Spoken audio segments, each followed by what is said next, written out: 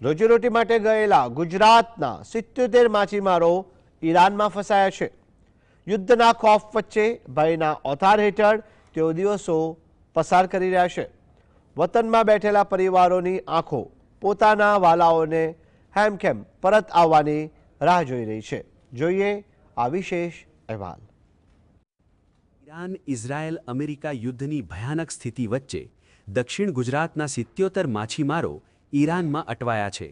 નવસારી અને વલસાડના આ ખલાસીઓ પરિવારના ગુજરાન માટે ઈરાન ગયા હતા, પરંતુ હાલ કામકાજ બંધ થતાં તેઓ ખાવા પીવાની તકલીફ અને જીવના જોખમનો સામનો કરી રહ્યા છે, જેથી ગુજરાતમાં વસતા તેમના પરિવારજનોમાં ચિંતા વ્યાપેલી છે। 77 માછીમારો અહીંના ફસાયા છે।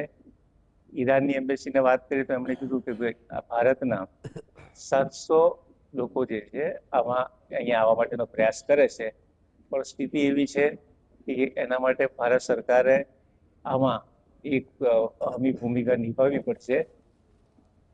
વતન પરત ફરવાની આજીજી કરતા આ પરિવારોની આશા હવે માત્ર ભારત સરકાર અને વિદેશ મંત્રાલયની મદદ પર ટકેલી છે। GSTV નવસારી।